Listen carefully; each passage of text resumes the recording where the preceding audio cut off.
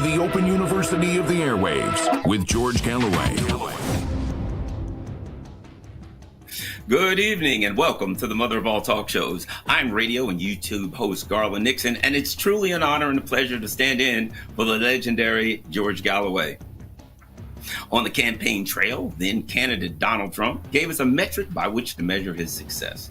Now, don't get me wrong.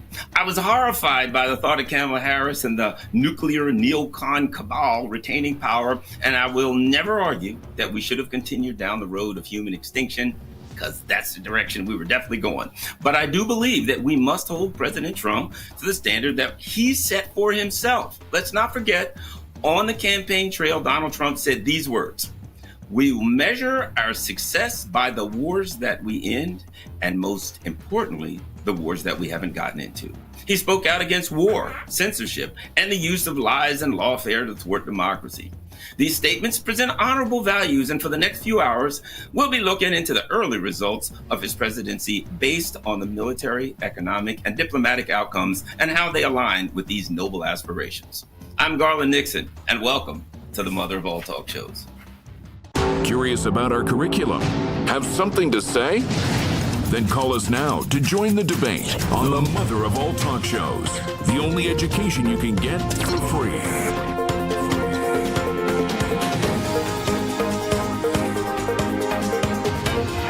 George Galloway, the mother of all talk shows. With George Galloway, the world is our classroom, and you're welcome to sit in and join the seminar. And don't forget, go to Telegram and X and YouTube and everywhere for our poll of the day. Would you buy a used Tesla from Donald Trump? Also, call in the U.S. phone number +1 844 944 3344. UK is 08 081 965522. And of course, the international number worldwide is 0044 203 966 2625. Let's start with this. We've got to start with Yemen. In the last 24 hours, President Trump followed in the footsteps of the Biden administration by bombing the poorest nation on earth, resulting in the deaths of civilians. And he advised Iran to stop supporting Yemen or face consequences. What does that mean? We don't know. Face consequences. We know what it meant under the Biden administration. We know that there are people in the Middle East, that there are people in the Israeli government, people in the various governments throughout Europe, and certainly in the United States blob that want war with Iran. But that's not what the MAGA coalition voted for. And Donald Trump told us to measure him, his words, to measure him based on the wars that he started and the wars that he ended and how he kept his word. I thought it was an honorable thing for Donald Trump to give us a metric and a standard by which to measure his success. And last night he got an F. So let's see how things continue. Certainly there's a lot going on in the news, and we're going to try to deal with it as best we can. But Yemen certainly is bad. And of course, as we know about the people of Yemen, about Ansar Allah, they are likely to retaliate. And are we going to get into a war of all things with Yemen? Let me add this. You know, in hindsight, and I'm sure you've heard this, there are a lot of people who looked at the debacle that was leaving Afghanistan, but said, I'm glad we're leaving Afghanistan. We're getting out of Afghanistan. And as soon as Ukraine fired up, the inclination was to say, well, that's what it was. They were closing down one war so they could go to the next one. Well, there's got to be people thinking that also. They've got to be thinking, oh my gosh, he wants to close down the war in Ukraine so he can move all of the equipment over and open a new war, as if there isn't one already going in the greater Middle East. So we're worried about it. I think those of us who did or didn't support Donald Trump should do the best we can to hold him accountable. And we'll see how that works out. We'll continue following that. We've got people on today. We're going to talk about that in our final segment with Jamarl Thomas, amongst other things. All right, Kursk, let's talk about this. What's going on there? I think we've got a turning point here. I really think we have a turning point, and I'll tell you why. Because there's been a predominant narrative in the West, and this narrative has been the Russians are inept. They are, they're not good at warfare. Certainly there is a historical precedent that would argue otherwise, but that they're fighting with shovels, and you've heard all of that stuff. Washing machines, we got to take the washing machines, take the chips out of them and use them for hypersonic missiles. What the heck kind of, let me just say this, what the heck kind of chips do they have if they'll run both a washing machine and a hypersonic missile? I don't know what they are, but Taiwan and China are both in trouble. If those washing machine chips will run an Oreshnik missile, I suspect they won't. But at any rate, let's get back to it. This was the rhetoric. And now what do we see? Again, as per the historic precedent of Russians on the battlefield, they have surrounded some, we've heard different numbers, somewhere between 7 and 10,000 Ukrainians are surrounded in Kursk. And you've got President Trump calling over there, asking President Putin for mercy. You've got now the big thing that's happened. Emmanuel Macron has come out and demanded that the Russians accept the ceasefire, and I'm pretty sure that now they're meeting in the Kremlin and they're going to say, oh my God, we were really thinking about moving ahead with this war. But now that Emmanuel Macron, look at that, the guy's got a stern look on his face. Next, we're going to get a strongly worded tweet from Emmanuel Macron, and no question, the Russians will fold under such, a vicious power as Emmanuel Macron. No, that's not how it works. What needs to happen now, and I say this because I'm a man of peace. I say this because notwithstanding what position I take on this conflict, I don't want to see people die. I'll say this, Donald Trump said the right thing. People are dying. Ukrainians are dying. Russians are dying. All the Ukrainian leadership has to do is a general order for a surrender. You've got 7 to 10,000 people. Of what good, of what interest is it? We understand, those of us who have been arguing against this conflict since, 2014, those of us who have been arguing against this has said the Ukrainians are cannon fodder. They're being used as cannon fodder. This needs to stop. And let me add this. I got to say this, because I'm sure there are people out there, there's Ukrainian refugees that are in London or wherever the heck they are. They're all over creation in Europe. Some of them are here, unfortunately, or fortunately, I don't know, whatever. Donald Trump is about to deport them back to wherever. But if you're a Ukrainian refugee, you got to think about this. If you're a person in Ukraine, if you're a Ukrainian citizen, you got to think about this. Let me tell you, people that know me, I like to tell little stories and analogy, true stories. So I have a cousin, may or may not be watching right now. Grew up in Baltimore City in the hood. And, at a young age, he was a little older than me, but at a young age, he was doing, unfortunately, what some young men do. He was shall we say, a ne'er-do-well. He was out drinking and carrying on in the streets and getting into all kinds of mischief, right? And at a point in his life, he met a young lady. I'm going to give you the long and short of the story. 5, 6 years later, he gave up the bottle. He was going to college. He was married. He had a family. His life was changed. You may or may not agree with this, but he was going to church. It may not work for you. It may work for some. It was working for him. And we looked at her and we said, who is this man? And what have you done with our cousin? Because this ain't the guy that I knew 5 years ago. Now, this may not be making sense, but let me go here. Here's what I'm saying. At some point in the future, we could look at him and we could say he met a woman and 5 years later, his life was different. Was it better? Was it worse? There was a material reality to his life. No matter what spin we put on it, there was a material reality. He wasn't an alcoholic anymore. He wasn't in trouble anymore. And he was moving forward with what could be considered a respectful life. And he was all the better for it. He was healthier. Probably wouldn't be alive today. Here's my point. 2014, some Ukrainian people may call it the Maidan revolution of dignity. Some of us may call it an illegal coup by an external force, maybe even the U.S. empire. I don't care what you call it. 11 years later, there's a material reality. I would ask the Ukrainian refugees, I would ask the people in Kyiv, if you're watching this, is your life better off now than it was when that young, not so young lady showed up on Maidan Square, handing out cookies? A woman came into your life, and that woman handed out cookies to people on Maidan Square. 11 years later, your country's friggin' rubble. You have generations of people wiped out. You got 10,000 guys surrounded by like angry Russians ready to do them in. You've got the president of the United States virtually begging for their lives, asking President Putin, spare their lives. I would have to say this. You got to look in the mirror and say, I don't think we're better off than we were in 2014. Perhaps we should have gone in a different direction. And if, in fact, you come to the conclusion that you should have gone in a different direction, it's time to make peace.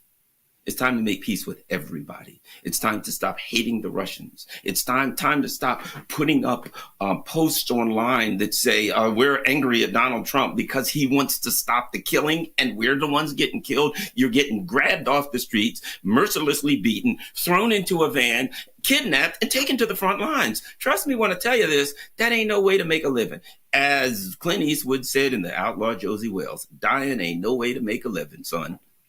So right now, I'm going to throw this at the Ukrainians. You need to consider the direction you're going. You need to look at the material reality that you're facing as a result of your actions and decisions. I will say this. You've been misled. You've been lied to. There's nothing you can do to go back and fix that.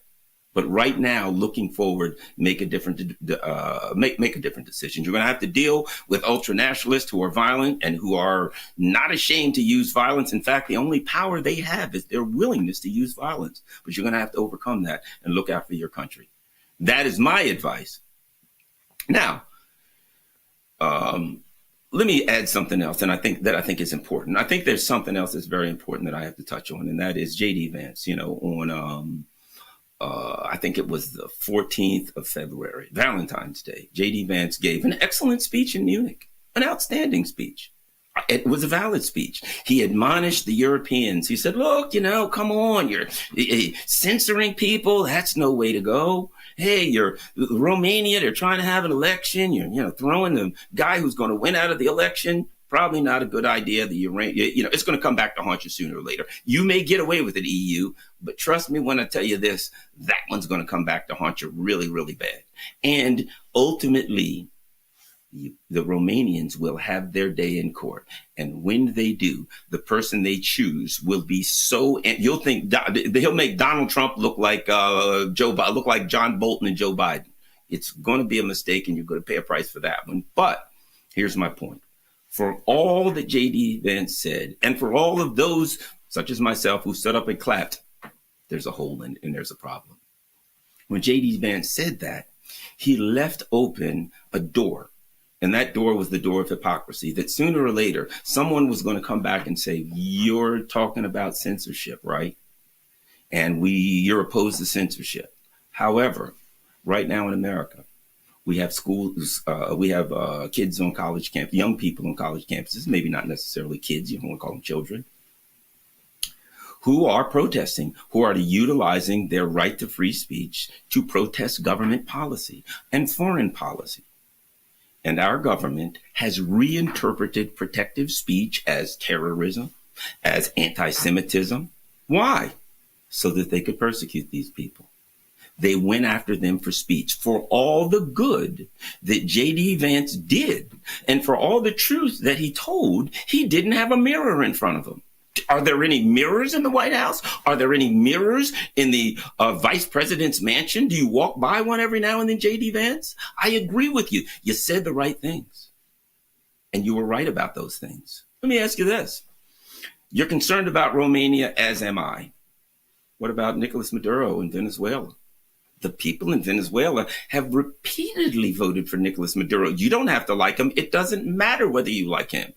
Do the people of Venezuela get the same right to make a decision about who they want to lead them? Clearly, they have decided repeatedly that they want Maduro. And what do? What are we doing? We're doing the same exact thing that they're doing in Romania. We're simply saying, oh, he's a criminal, he's a whatever. We just make something up. And we go find another Juan Guaido. You know what? If the EU government wants to follow in the footsteps of the U.S. government, they should go over to South Florida and they should grab Juan Guaido and take him to Romania and say, hey, guess what? We got good news. We have a new Romanian president. Now, he doesn't exactly speak Romanian. It's kind of more like a broken kind of Spanish. But hey, you know, what difference does it make? If he's good enough for Donald Trump, he's good enough for us. There you go, Romania. Juan Guaido, he's your guy. One other thing I'd like to say about the MAGA coalition, and this is important. The MAGA coalition is not what liberal America is making it out to be. Liberal America is making the MAGA coalition out to be a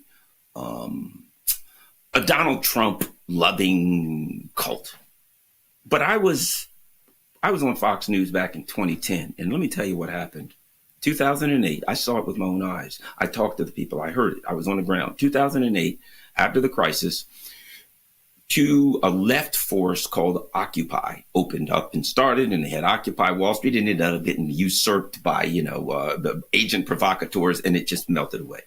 But you had another movement called the Tea Party, and it was fundamentally an economic movement. They were angry. At that time, it wasn't really cultural. They were angry about the buyouts. They were angry because Obama bailed out Wall Street and left them hanging and losing, and they lost everything. That was the Tea Party originally. The Tea Party then put a bunch of people in office in 2010, and what happened? They didn't change Washington. Washington changed them. They went there and they did what you do in Washington. They filled their filthy, stinking pockets with everything they could. They walked around. If it wasn't nailed down, they stole it. That's what happens in Washington, D.C. We know the game of corruption.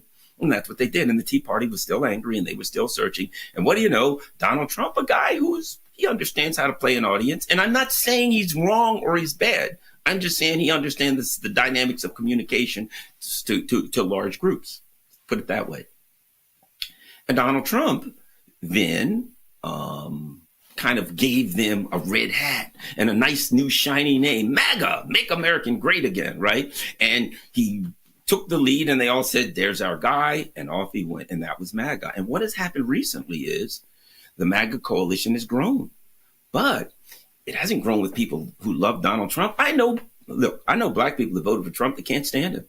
I've had black people say, I don't like Trump. He's a racist. I'm voting for him. Why? Because they were sick and tired of being sick and tired. What did they want? They wanted peace. Two words, my friends. Peace and prosperity. That's all they ever want. And now when they wake up and they say, oh my gosh, Donald Trump's bombing a bunch of poor people again. I don't think I voted for that. Oh my gosh. The government censoring a bunch of people that are saying things that the government doesn't like. I don't think I voted for that. This is all in the same week. When they look at this and they say, I wanted peace. Now, let me add something else to this. One of the other important things, Donald Trump said on the campaign trail, he said, look, sanctions are bad. Sanctions are going to ruin the dollar. We got to get rid of sanctions. And many of us were like, yeah, you finally figured that out. Good. Donald Trump figured it out. Like schmucks like me who have no background in business or anything else figured it out. I figured a guy like Donald Trump who went to like Wharton's Business School and ran corporations, I figured he'd see the light there. Donald Trump says, great, we got to get rid of those sanctions. How'd that work out? Donald Trump, as he got rid of the sanctions on Russia, he's talking about it. He just renewed some sanctions recently. What is he saying to Iran? Iran, you better cut it out. Otherwise what? You know the way it works. He says, we're going to clamp down on Iran. That means more sanctions. If you know that sanctions is going to destroy the dollar, it's one thing if you don't have knowledge. But if you come out and say to us, I know that sanctions are going to destroy the dollar, and you don't start getting rid of sanctions, it starts to look intentional. I'm not saying that it is. I'm saying that maybe you're running a coercive empire. You don't have the military wherewithal to dominate people anymore, and you only got one tool left. Well, if that tool is an economic suicide pill, you might want to look for another tool. One last thing I'll say before I go. My dear friend Caleb Maupin did a great video, and the name of the video was Designating Yemen's Houthis as a Terrorist is a Big Mistake. Caleb's a guy, you've seen him on the mother of all talk shows. He's a guy who supported Donald Trump's moves for peace, who's been out there saying, yes, go to North Korea, shake the hands of the leader of North Korea and get a deal. Go for it, Trump. I support it 100%. Out there with big pictures of Trump and Kim Jong-un. And what does he say? Hey, I think you made a mistake. And where are we again? Weren't we told that, oh, we're not censoring on X and YouTube and all that kind of stuff? And all he said was, perhaps our foreign policy was an error. And what's YouTube's answer? Oh, no, you don't. You are not allowed to say that it's an error. I think the Trump administration needs to look in the mirror. They've only been in for 3 months.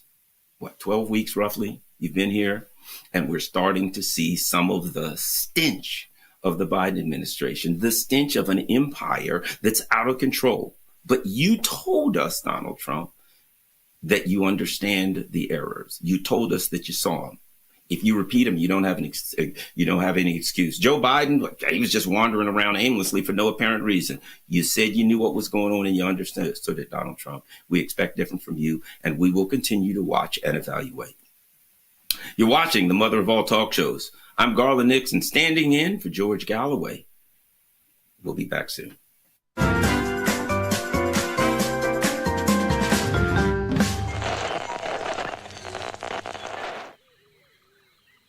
The airwaves. This savannah is a rigid dichotomy of fact and fiction. As Fisher says, the Twitter sphere where the slightest misjudgment can spell being cancelled. One species rules over the airwaves through its ability to adapt and survive in even the harshest environments. The George Galloway.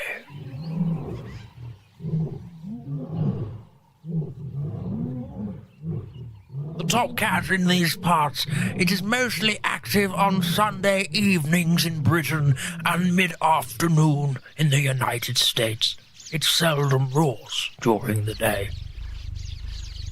Most notable for its wide variety of headdress, it protects these parts from the mainstream media. You can catch this fine specimen on the mother of all talk shows. Don't pick a fight with it. They've been known to bite back.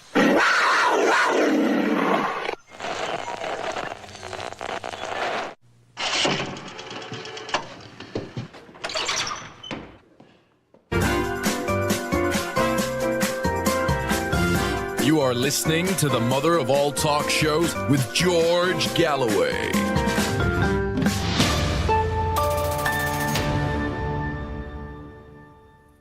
Hello, I'm Garland Nixon, back standing in for the one and only George Galloway. Don't forget our poll on Telegram, on X, and on YouTube. Would you buy a used Tesla from Donald Trump? We got 17,299 votes. We'll be announcing that, more on that soon. Don't forget to call. We got open lines. If you're in the U.S., it's +1 844 944 3344. If you're in the UK, it's 08 081 965522, and our worldwide number 0044 203 96626. 25. And there is apparently a devious and diabolical plot in the EU to get together $800 or $900 billion to build some military monster. And boy, the Russians are going to get it then. I suspect there are a few holes in that plan. And joining us now, Dr. Jack Rasmus. He has a PhD in political economy. He teaches economics at St. Mary's College in California. He's the author and producer of various nonfiction and fictional books, including The Scourge of Neoliberalism, Alexander Hamilton and the Origins of the Fed, and Central Bankers at the End of Their Ropes, Monetary Policy and the Coming Depression. An all-around smart guy. If you want to know what's happening when it comes to money, Dr. Jack Rasmus joins us to let us know. Dr. Jack, welcome back. My pleasure. Yeah, you hear me? Excellent. All right, let's start here. Let's start here with the big one. Since we're out of London today, Dr. Jack. Dr. Jack's a good friend of mine. We've been talking for years. Dr. Jack, $860 some odd billion. That's what we're told. They're going to get it. They're going to put it together and then somehow cobble together a military industrial complex that doesn't currently exist. And then Russia's going to get it. That's the good part, that Russia's going to get it. Tell me how much reality there is to this economic scheme. Well, the Wall Street Journal just published a new figure, over $1 trillion is what the Europeans say they're going to raise to, reestablish their war production, defense industry, whatever. They've been living for over half a century here under the umbrella of the U.S. Military expenditures, and now they're going to have to do their own. But, it's very interesting. They've been trying to raise money with bond issues here for over a year and a half here to, raise money for Ukraine, and they're having a hell of a time doing it. It doesn't seem that, the different European states want to take the risk.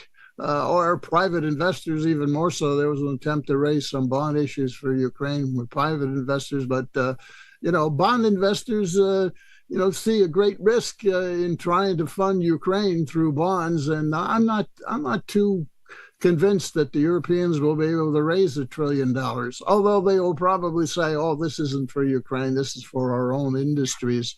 Here. And that's probably the tip of the iceberg, because the Germans are saying they want another $540 billion for infrastructure.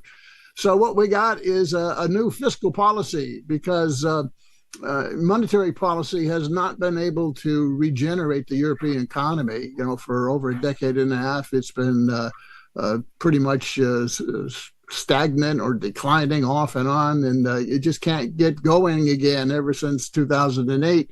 Well, they see maybe they can get it going here with a big military expenditure boost. But I don't think they're going to be able to do that very easily. And if they do it, European production, weapons production can't occur overnight. You've got to build these industries and convert other industries, and it's going to take years to do that.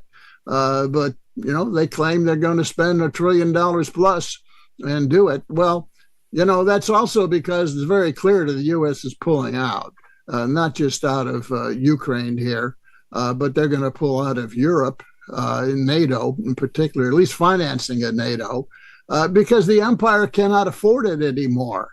That's the key here. You got to follow this thread of the 800 billion or trillion they want to spend in Europe to replace the U.S. Military expenditures.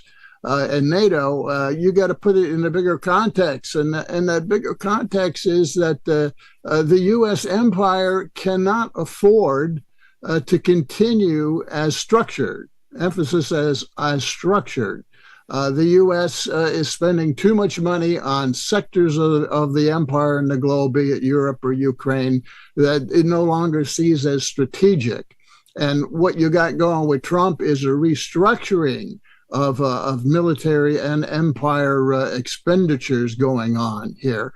They're going to pull out of Ukraine and Europe and redirect that expenditure to the areas they think are really strategic for the U.S., and that's the Western Hemisphere and the U.S. lake called the Pacific Ocean.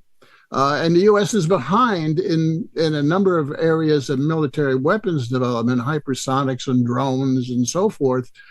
So it's got to move the money around. And where's it going to move it from? Well, it's going to cut U.S. aid and endowment for democracy and Ukraine expenditures, and they're going to try to raise some money to offset some of the previous expenditures with the minerals deal, and they're going to pull out of Europe because that's not strategic anymore. The real threats to the U.S. empire are China and the BRICS.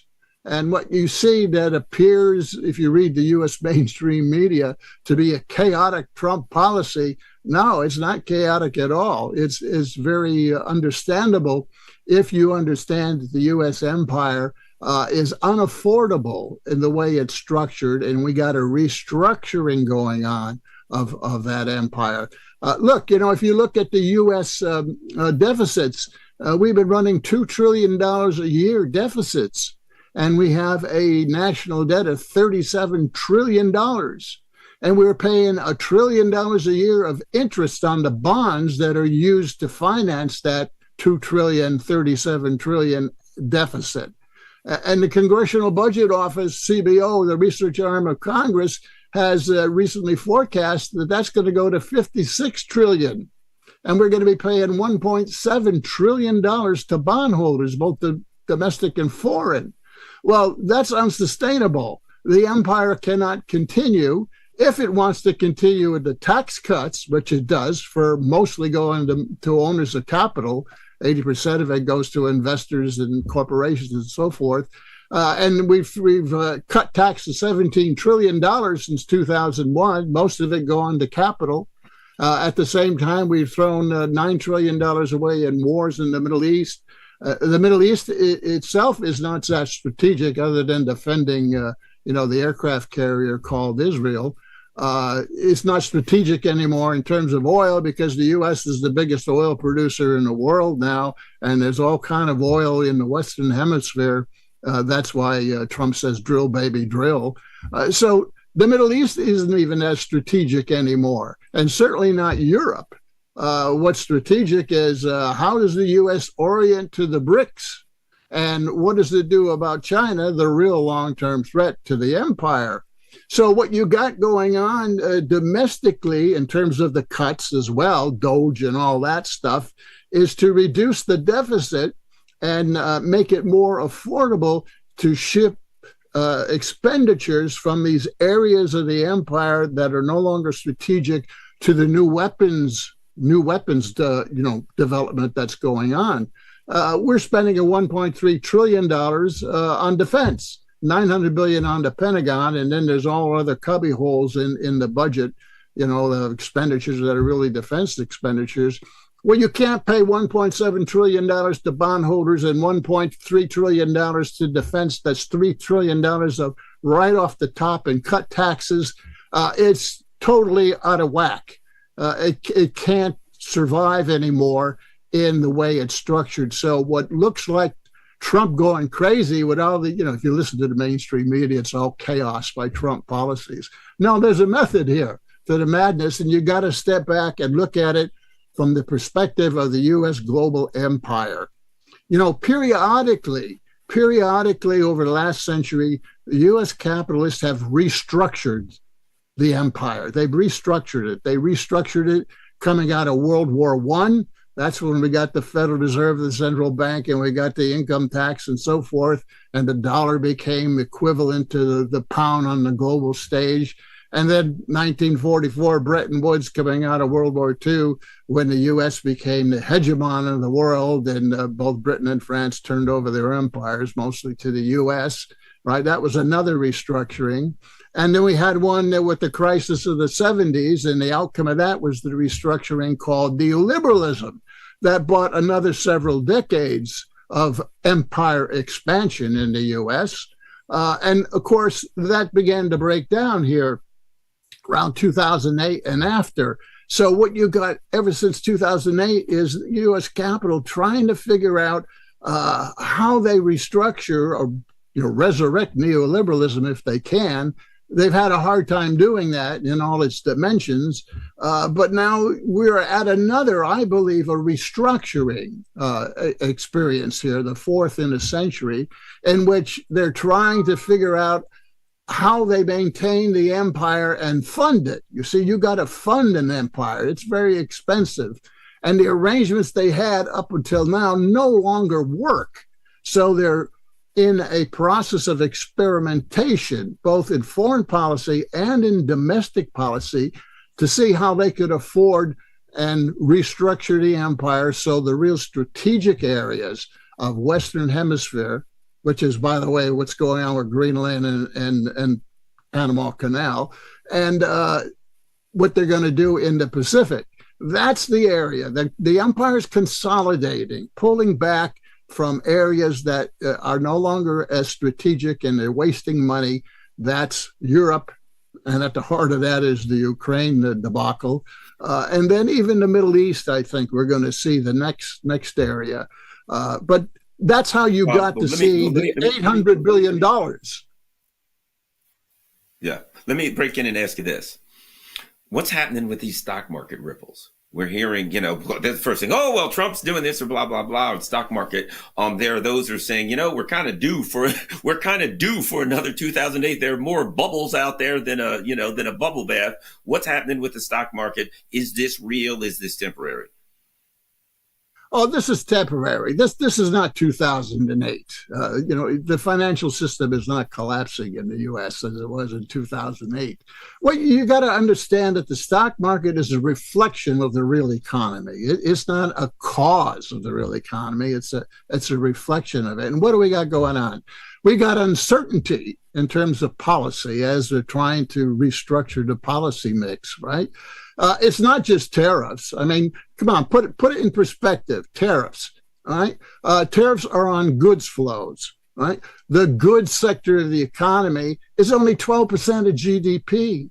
80% of the U.S. economy is services. So if you talk about tariffs, you're talking about a percentage of the 12% of GDP in which, they're going to come up with a new way of raising revenue.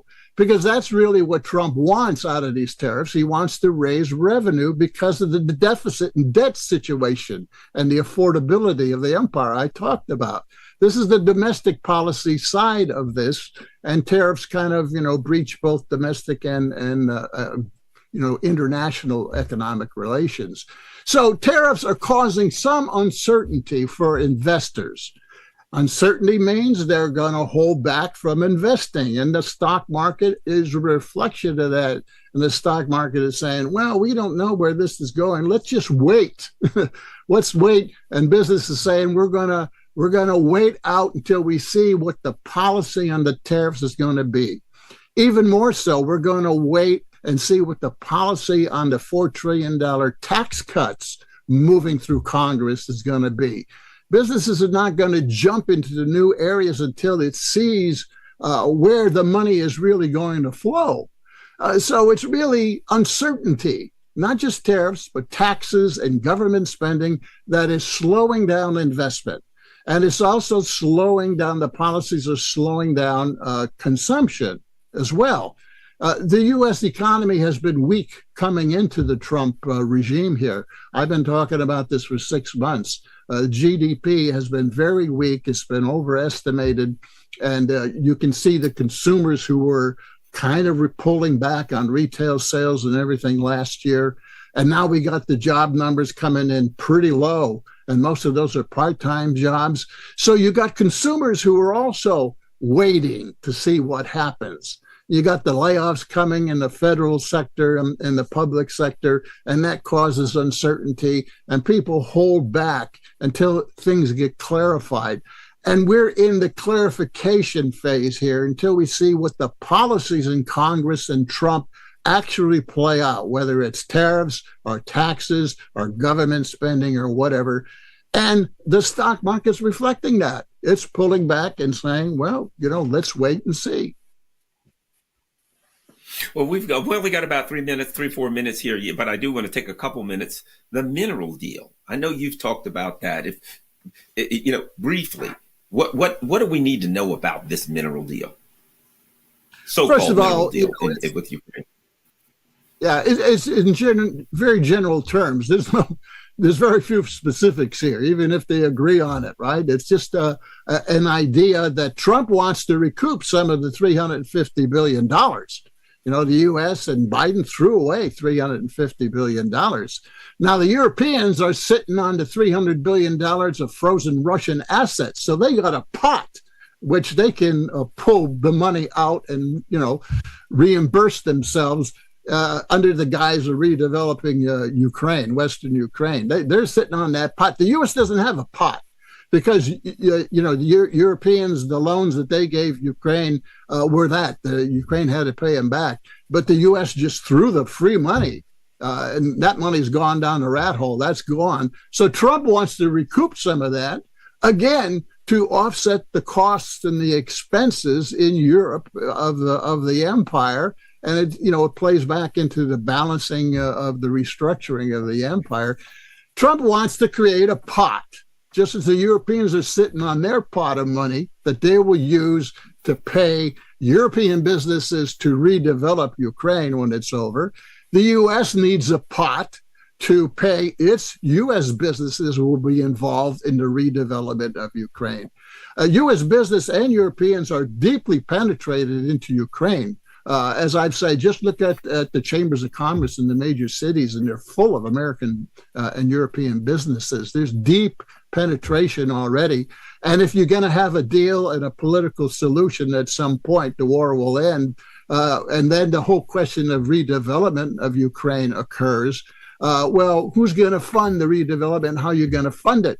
Well, the Europeans will have their $1 trillion or the $300 billion pot of Russian assets that they'll use. And the U.S. has to create a pot as well. That's what the mineral deals is about, in my opinion. Will they, I had heard that there are very, very wealthy and powerful people and nations who have said if the EU, the Europeans dip into the Russian money, there are people around the world that saying, I'm taking my money out of there once and for all. Are they desperate enough to do that and probably make them put themselves in even a worse financial situation if they're no longer a safe place to invest? I think they will do it.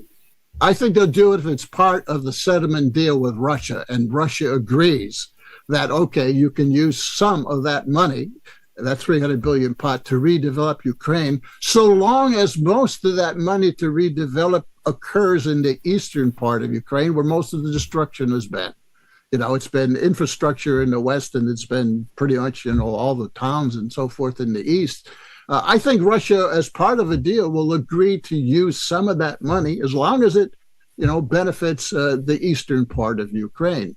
And this is all, in the final agreement. But once they're talking about money and how it's going to be spent, I'm talking about the redevelopment and all these pots of money, the political end game is approaching. And I've been saying that this war is going to end before the end of the year. It's pretty obvious that it will. Well, after the bank robbers rob the bank, they always go back to their hideout and $1 for you, 2 for me, 2 for, so that they got to divide up the money. Dr. Jack Rasmus, everyone, you can go to, good. You have a final word? Money in creating wars, and they make money in ending them as well. There you go. Dr. Jack Rasmus has a PhD in political economy. He teaches economics at St. Mary's College in California. You can find him at jackrasmus.com for all of his good work, especially his great article on the mineral deal. And Dr. Jack Rasmus, you can find him at Dr. Jack Rasmus on X. My name's Garland Nixon. I'm standing in for the great George Galloway. We'll be right back taking your calls.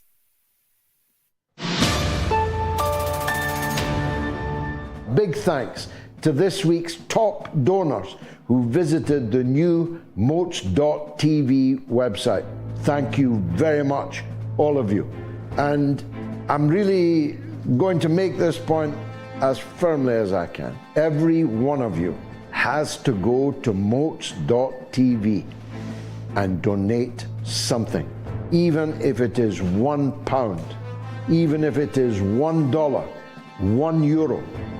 Nothing comes for free. 2 shows a week cannot be produced for free. We need every person watching to donate at least £1, $1, €1. I can't put it more clearly than that.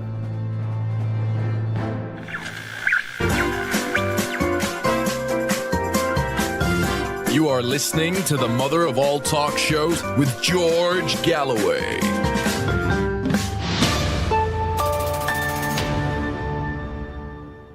I'm Garland Nixon, standing in for the great George Galloway. You can find me on YouTube. Just look up Garland Nixon. You can also find me on Facebook. You can find me on Telegram, Garland.Nixon on Instagram. Just look up Garland Nixon. Trust me when I tell you this, there isn't a whole lot of Garland Nixons around to get me confused with. Although I will say this, you can't find me on X. You can't find me on X. You can, but you can't. Here's what I mean.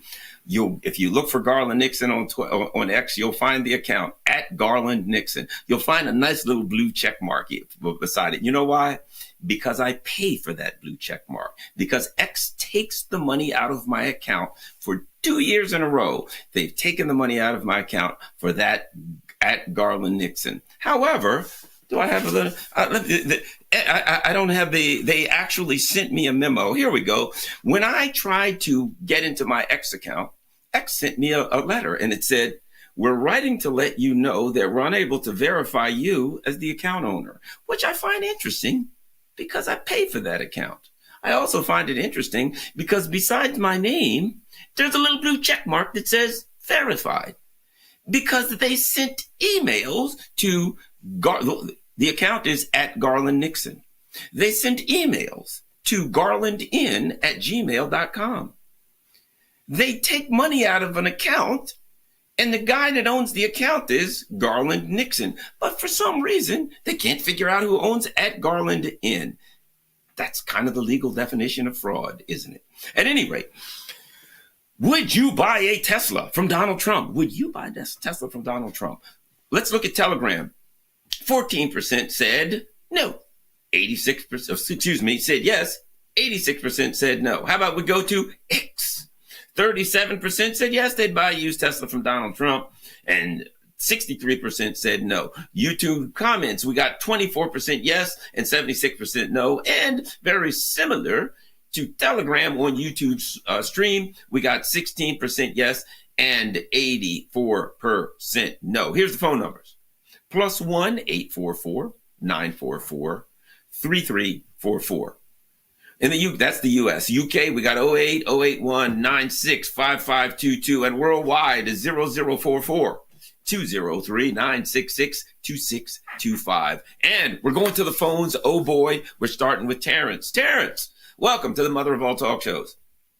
Good evening, Mr. Nixon. It's nice to know that I'm looking at somebody that looks like Mr. Nixon. Presume it's Mr. Nixon, so I'll talk to Mr. Nixon. 2 points. Yeah. The first point is, with Trump, I think that confusing your own electorate, i.e. the top 5%, the Zionists and the blood capitalists, is keeping the money coming in, by going after the great people of Yemen. Whilst in the background, I think most Americans, like you said earlier, are actually saying, what on earth's going on here? There is no lack of clarity, and it's all for a purpose. Secondly, I noticed that in the background, Chief Zionist Mr. Muscat is doing away with, he sent home the South African ambassador. Parents, obviously, his parents, everything during apartheid from South Africa that they could. So they now are looking for an economic foothold in the great South African independent state of South Africa. What say you, Mr. Nixon? Well, I think you're making a lot of good points, and the reality is this. The people have to ask themselves, is this a democracy? Do we call the shots? I think you and I would probably have a very quick answer for that. But when a president wins in an overwhelming majority, when he wins getting constituencies that he's never gotten before, you have to understand there's something behind that. And the rhetoric that he used was the rhetoric that people wanted to hear. And the rhetoric applies, except for Israel. There's a saying amongst liberals, PEP, progressive except Palestine. Well, we've got no censorship except when it comes to the issue of Israel and Zionism. We've got all of the things that J.D. Vance or President Trump may say about their standards and their values and all of those kinds of things. Until we get to that issue, those things apply. And so, unfortunately, I think you're right, Terrence, in Corby. You hit the nail on the head. And the bottom line is this: the American people and the voters in the United States and in Europe have to ask themselves some serious questions and deal with the answers. Thank you very much. We got comments on YouTube. Number one, scan the QR code now and leave a comment on the YouTube stream. Keep it clean and we'll read it out on the air on MOATS. Too Tough says, Donald Trump has accepted over $230 million in AIPAC foreign agents' bribes, AKLA World Zionist Council. Trump has now started another war with Yemen. The reality is, I've said this oftentimes, America's in an empire. The American people think they're on a luxury liner. Unfortunately, they're on a pirate ship. And part of this is corruption. There's a lot of corruption in our government, and our government, unfortunately, is bought and paid for. And when it comes to the votes of the people and the votes of the money that goes to the people in power, unfortunately, we had a Citizens United finding that found that money is political power, that money is speech, which means that whoever has the most money has the most speech. And I can think of 230 million reasons why Donald Trump probably isn't going to keep his word when it comes to not starting any new wars. In fact, we made it 3 months. We made it 12 weeks before Donald Trump went back on his word. And I guess the mainstream media, the other bonus for him is the mainstream media will now say Donald Trump is finally becoming president. He's attacked a country that's not very well able to defend itself. That's what we do best. Okay, what else do we have? Braided ass hair says, this is the first red flag from Trump taking money from the Zionist genocidal lobbyists. Zionism contributes cash to both sides of the coin, the Dems and the reps. Well, first of all, you have to believe that there's two sides to the coin. It's like one of those old coins that the scammers would use, where both sides is heads. So basically, this is the money that fuels the empire, and sadly,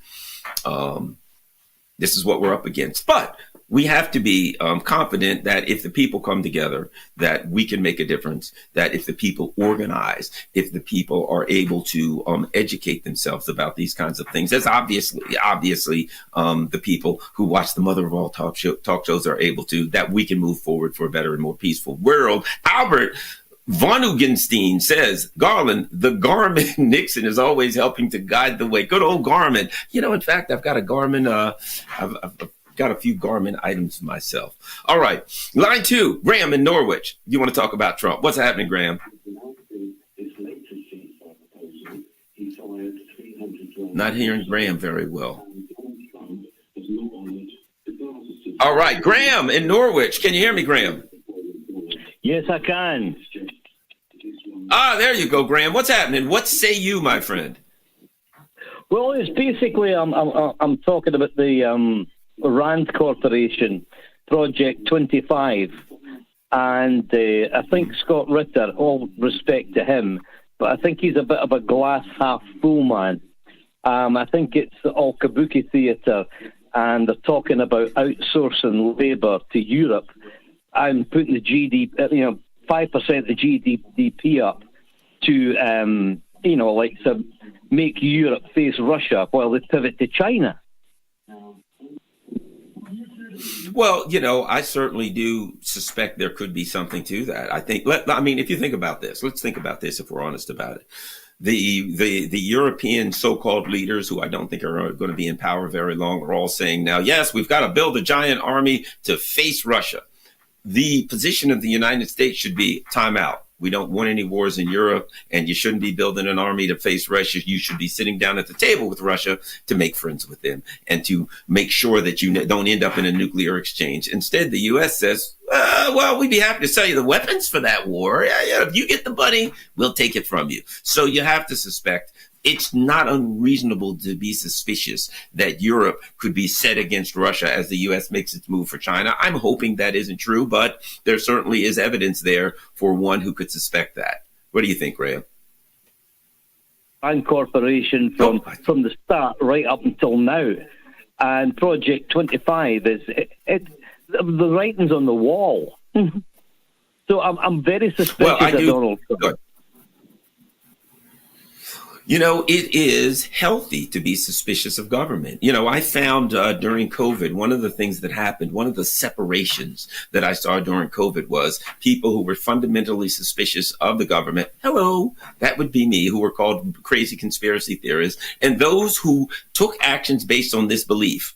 Well, I think they're just looking out for our good. Well, they told us to do this or that because they're trying to help us. They're trying to keep us safe. And I'm like, the same people who are trying to start a nuclear war, who will literally take chances with the life of every human being on Earth, who've lied to us every single time. But this time they're telling the truth. This particular one, I think they're really looking out for us. Well, I have a little bit of trouble believing that. And so I'm with you, Graham. We need to be suspicious. It's healthy to be suspicious. A big thank you to this week's top donors who visited the new MOATS.tv website. That's right. Go to MOATS.tv. You can go there and you can help keep MOATS on the air. You can be a part of the team. Go to MOATS.tv. And we've got Robert McCormick. We've got Ricardo Salvesa. We've got John Dillon and Alan Carr. Thank you. Let's go to line 1. Brad, New York. You want to talk about Israel-Palestine. What's happening, Brad? Oh, hey, how you doing, Garland? So great to see you on Mother of All Talk Shows. Thank you. so grateful for you and George, and I just want to tell everybody to please donate to independent media, Garland Nixon, Mother of All Talk Shows, all the things. We got to support these people. But I just wanted to say, a few days after October 7th, I was listening to MOATS, and George had a caller on, and I'm ashamed I don't remember where she was calling from, but she was an older woman, and she just said, George, I'm so upset. I just keep asking God to forgive me every day, and because of what's happening in Palestine. And I was just like, why would this this nice old woman who's clearly very moved, why would she be asking for forgiveness? Clearly not the perpetrator of this, right? And she just said, George, I pray to God to forgive me every day because I can't help the children in Gaza. I can't bring them water. I can't bring them food. And I'm so ashamed that I can't do anything. And it was so moving to me. And I just, I watch, Brown and Joy Gray and Sabby Sabs and everybody talk about this day in and day out. But I never hear an answer of like, there's so many Americans sitting here watching this on their phones, watching it online. And they say, what can I do? And the answer is always, organize, talk to your neighbors. And sure, that's great. But I guess I wondered if you had any other ideas. Like what can Americans who are feeling helpless and, feeling with everything else that's going on, like, do you have any other ideas? I guess that's my question. There are a lot of, thank you. There are a lot of people who may disagree with this, but I'll give you one suggestion. And here's what I do, to be frank: vote third party.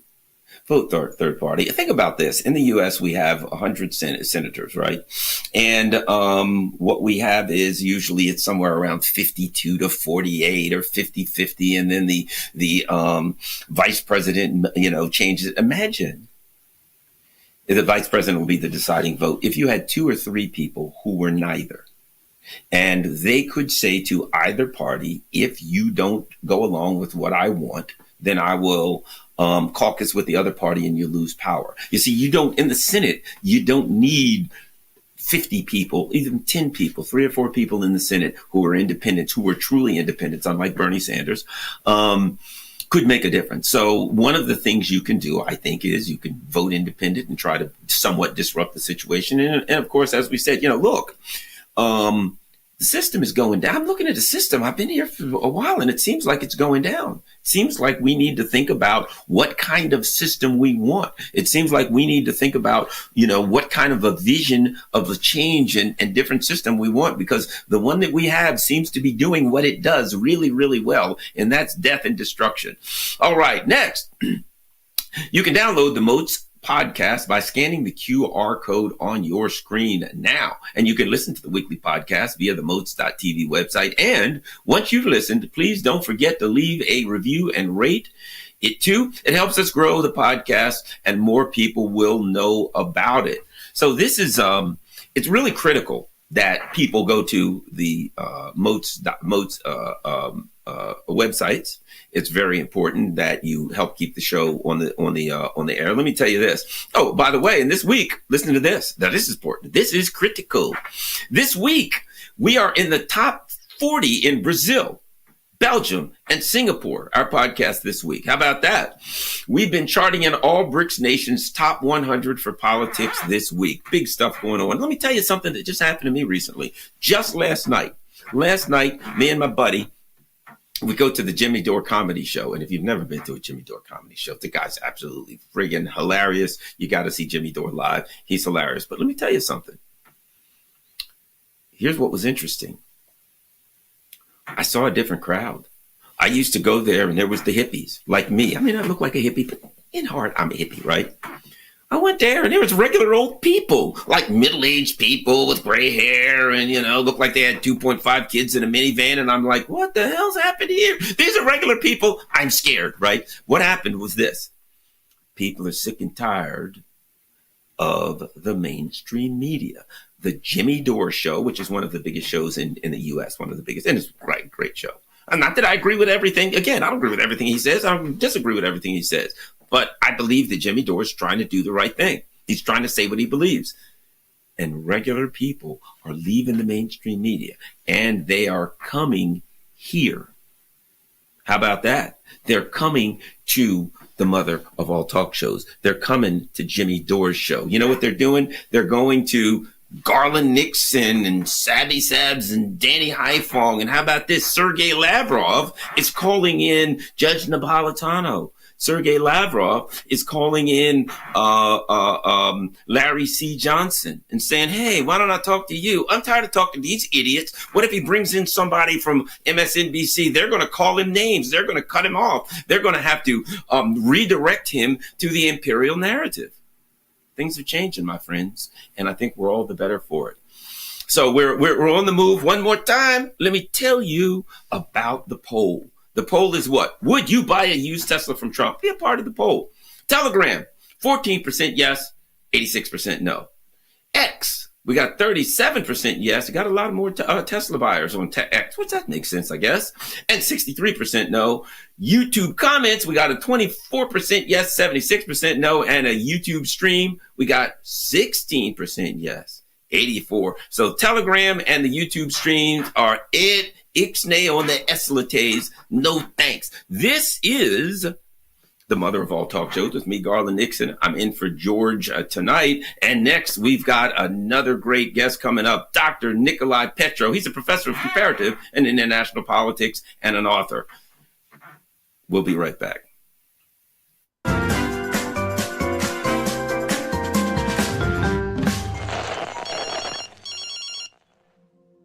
George, I'm just looking at another dimension in this Gaza war conflict. Could this be a religious conflict in the guise of it's not Islam versus Christianity versus Judaism, but an ideology, a Zionist ideology in establishing their leader that is supposed to come in the future, and they will then govern and rule? It's in their ideology, for sure. The Zionists are no more and no less than a nationalist ideology. They have nothing whatsoever to do with religion. Anybody who thinks Netanyahu is religious hasn't looked too closely into his private life. These people are extreme nationalists, exceptionalists. Some Americans believe in American exceptionalism. Zionists believe in Jewish exceptionalism. Nobody, in truth, is exceptional. There's nothing religious about it. It's about land. It's about nationalist supremacy, ethno-religious supremacy on the land of Palestine. And the Europeans colonized Palestine in the same way that the Europeans colonized South Africa. So fitting, the victims of white European colonialism are coming to the aid of other victims of white European colonialism. And they're doing the whole world a signal service.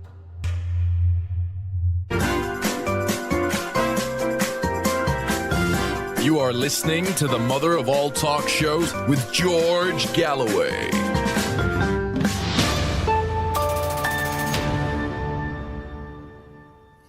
You are watching the mother of all talk shows. I'm Garland Nixon, standing in for the great George Galloway. Please check out our new MOATS.tv website. Click on the Donate Now button anywhere on the side and donate whatever you can afford in any currency you like. One-off donations are welcome, or even better, recurring donations, either every week, month, quarter, or yearly. £1, £10, £20. The new easy-to-use form is ready and waiting at MOATS.tv. Please give it a try. All right, coming up next, we've got just a brilliant guy. Look this guy up. I mean, it was Valdai Club, you name it. His name is on the lips of all the important people in the world. Dr. Nicolai Petro. He's a professor of comparative and international politics. He's an author and actually a good friend. And he joins us now. Dr. Petro, welcome to the mother of all talk shows. I don't know if I can ever live up to an introduction like that. I'm sure I can't. Thank you. Yes, hopefully and your latest part. Oh, definitely there. So let's talk about, well, in fact, your latest book. Tell them, just remind everyone what your latest book, The Tragedy of Ukraine. Right. The Tragedy of Ukraine, how classical Greek tragedy helps with conflict resolution. And I thought it was important to think about the events in Ukraine in a longer historical context, and then ask, well, how have these sorts of really serious, long-term, multi-generational conflicts been resolved in the past? And it turns out, from what I found, the Greeks had a good way of teaching people to get beyond their hatred of each other, and the vehicle that they used for that was classical Greek tragedy. So I kind of wove it all together. I talk a lot about the events in Ukraine, what has led up to this conflict, and tried in this book, now 2 years old, to indicate how it's likely to be resolved. You know, that's a perfect segue into our discussion, because one of the issues that's clearly of great note in this is the cultivation of hate, the cultivation of the ultranationalists, the extreme anti-Russian hate amongst the ultranationalists in Ukraine that helped to get us into this mess. Outside forces, shall we say, cultivated that hate and weaponized it, actually, sadly, against the people of Ukraine. And I know that your area of expertise is Russia and Ukraine, and particularly history. So let me ask you this, something that we've discussed. And how will the ultranationalists, those who have a propensity to use violence, how in the world what part will they play? I'll add one other thing. I interviewed Ambassador Dmitry Polyansky, and when I talked about post-war Ukraine, that's the issue that he brought up. How do you maintain any agreements with such a violent group in the mix? Dr. Petro. It's very difficult. And I think if Ukraine is to survive as a country and to thrive as a democracy, it has to be able to assert the rule of law within its own country. And these far-right groups have their aggressive attitudes, not just toward Russia, which is perhaps even understandable in the context of war, but they have been inciting hatred toward the other Ukrainians and other government officials consistently over the last 20 years. And the government has been reluctant to deal with this. But no democracy can survive this kind of internal conflict that is being fomented by what is now a very well-organized and militarized group. There are 2 brigades of the Azov battalion alone fighting within the Ukrainian armed forces.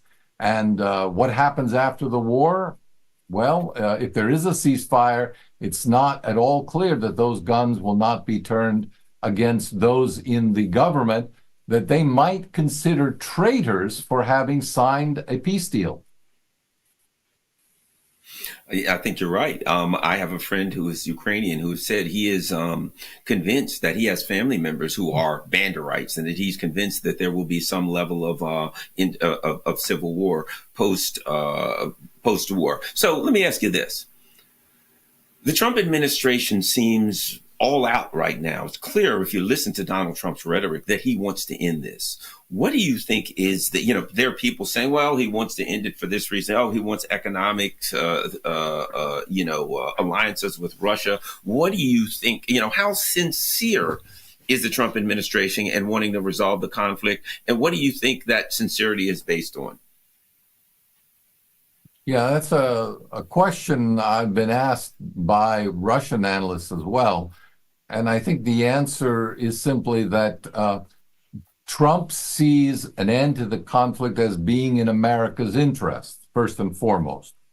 And he's not burdened by an ideological perception of the absolute good or some sort of liberal global ideology. He simply wants what is best in the best interest of the United States. And he believes that other countries pursuing their own best interests, you can negotiate with them on that basis. And he seems to believe, honestly, that President Putin wants an end to this war as well. It's less clear to him that President Zelensky seeks an end to this war. And, that's based on the intelligence that he now has access to. So we will have to see. But so far, the lines of communication between the United States and Russia are open. With Ukraine, it's a little more difficult. And with Europe, it's not clear where Europe is heading right now and whether they have the stomach for peace. Well, one of the things recently, I believe his name is Mark Rutte, the NATO chief, was in Washington meeting with President Trump. And what was surprising to many is that when he left, he said, well, I'm paraphrasing, of course, when this thing is over, I think that the European countries and all the Western countries are going to have to, quote, normalize relations with Russia. He didn't say come make friends. He said normalize. That implies dropping all sanctions. That implies returning to, economic alliances, etc. Whether that'll happen or not. But I felt like, here's the way I felt. No. He met with President Trump and he got his arm twisted. But how important is it that the head of NATO said that? Okay, go ahead. I'll disagree with your assessment of what he meant by normalize. I think what Rutte meant by normalize relations is go back to the Cold War. That's what he meant by normalize relations. He meant build up our defenses, act tough on human rights, go back to the status quo before 1991 and viewing Russia as an enemy. Then we in NATO will be delighted. We'll have everything we need, and Europe will be divided the way it was, the way God intended, I guess, I would think he would say. Very interesting. And the when it comes to here's my question, and I think this is going to be the issue. The issue of guns is one thing, of guns firing at each other and artillery firing at each other is one thing. But at the quote conclusion of this conflict, we get back to the cultural issues that have been going on for so long in Ukraine. The anger and hatred. If you have a vote and it doesn't go the way the ultranationalists or the West wants it, you're going to have West Ukraine versus what's left of East Ukraine. You're going to have so many internal problems. Can an external force, can the U.S., I mean, yes, the government of Kiev that we're funding, we can tell them what to do and they probably got to do it to some extent. But once that all melts away, can an external force resolve the contradictions in Ukraine that have been brewing for God knows centuries? Colonial oversight only appears to work. It never works in the long run. The British have learned that. The French have learned that. The Dutch have learned that. It's time for Americans to learn that as well. I think. Colonial oversight, you can fund, you can put troops on the ground, you can place and replace puppet heads of government with people that you want in their place. But the problem with all of this is that people escape into their local communities in all of these empires and build a tougher cultural, political resistance to the occupying force. And in the case of Ukraine, there's been talk for, again, more than a decade of external administration. And they mean the external administration of the United States, which has extensive control in many government institutions and by placing its officials in Ukrainian government institutions, in the court system, in the entire anti-corruption system, which is essentially run under a United States and Western veto, which essentially means that the flow of money within Ukraine, most of which is now being provided for even current accounts by the West, is controlled on a very essential daily level in Ukrainian politics. It tells people within Ukraine who has access to fund, who has political influence, and who does not. And all of that, however, can only last so long, but it doesn't actually change the attitudes of people, because a change of attitude has to come from within. And this is one of the things that has been, that was revealed to me, at least in my study of tragedy, is that you need that kind of internal catharsis to see your enemy in a different light if they're ever going to become anything other than your enemy. Wow. So the other part I have to ask you is this, and that is the economic part. And here's what I mean. We had Dr. Jack Rasmus on earlier, and one of the things he talked about was, for lack of a better word, the infiltration of Western capital and Western capital sources into Ukraine. That all throughout Ukraine, there are people that have bought up stuff. They've bought up the industries. They see Ukraine as an investment. They see it as a place to, let's be frank, to extract wealth. Mm-hmm. Certainly, when the conflict is over, these colonial power related, the capitalists, the big money people, are not going to be thrilled about walking away. You know, BlackRock bought up half of the farmland. They want their money back. How does that dynamic affect your ability, negatively or positively? I think that answer is pretty obvious, to resolve things after the conflict. I think that the economic component of what I would have called colonial rule in Ukraine by the West is an important one, but I think there's a tendency among capitalists to deceive themselves as to what they can extract. And it really surprises me, because there have been boom periods of Western investment in Ukraine and bust periods. I guess I can only come back to the saying that is commonly attributed, I think, to Dale Carnegie. There's a sucker born every minute in the West who thinks, oh, I can get into Ukraine cheap now, and once I'm there, I'll build up something and be able to extract resources and then get out before any of this is, these assets of mine are sequestered. But every generation seems to not learn the bitter lesson that there is no reliable constituency for the rule of law in Ukraine. And this is not just because the Western oligarchs come in and want to make a quick profit. The problem is that pool is already infested with sharks that they're trying to get into.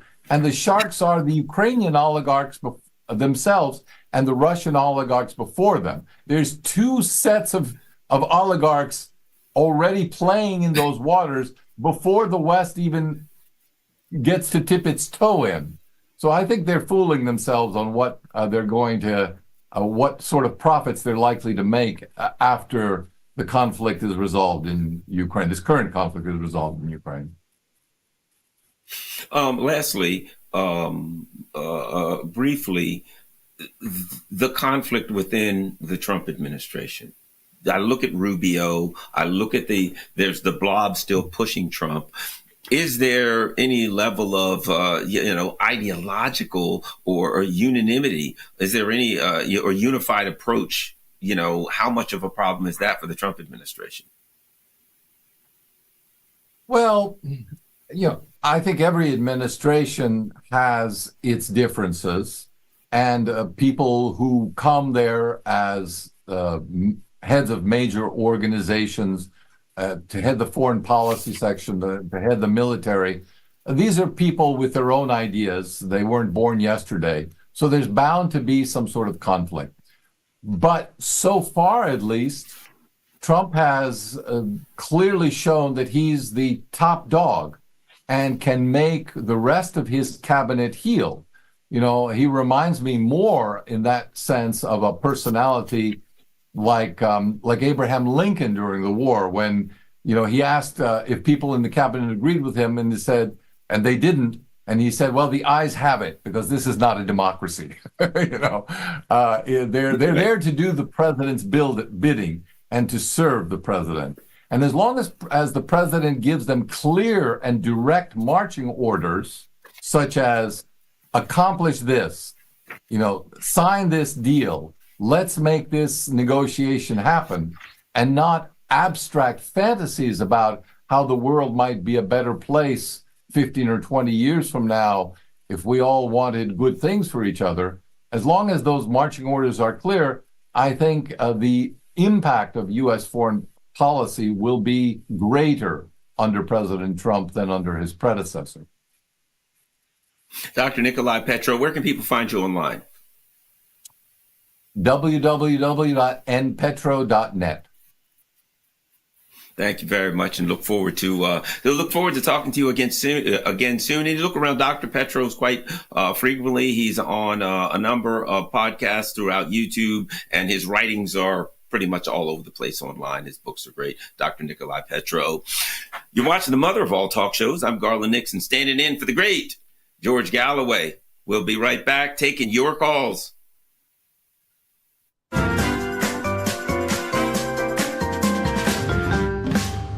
You have to remember back in 2002, 2003, there was a wish by George Bush for regime change. That's what was driving him. Nothing to do with weapons of mass destruction, which of course didn't exist in Iraq. So they had to construct some sort of formula, some sort of cover story in order to persuade the British public that intervention in Iraq was right. Now, David Kelly, as an expert in weapons of mass destruction, knew that this was untrue. He knew that there were probably no weapons of mass destruction in Iraq. That was a guy that could have brought down the whole system. I reckon you're chaff. You've been thrown up to divert our probing. The Foreign Affairs Select Committee, that parliamentarian briefing, I think that was an indignity to him. We saw it on the news, and my very first thought was shock. Oh my God, this man is in the eye of the media hurricane. He should be protected by that at least. You've got that on your hands, Prime Minister. Are you going to resign over this? I don't know the details of how Lord Hutton happened to be selected, but what was certainly the case is that he was the right kind of judge to use from the point of view of Downing Street and the intelligence services as well. Of the 21 days of hearing, only one half of one day was spent on discussing the forensic aspects. That is disgusting. We were given the Hutton report the day before it was published, but actually what happened was he went too far. The events of 2003 were disgraceful ones in this country's history, and it's unfinished business. Those responsible for an illegal war, those responsible for the death of David Kelly, have not been brought to justice. There's been no inquest into David Kelly's death. There needs to be one. We need to make sure that those who behaved in a reprehensible way in 2003 are finally brought to book.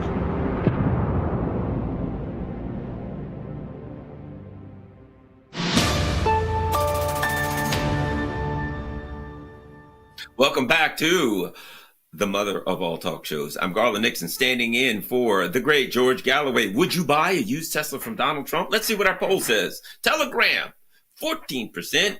Yep.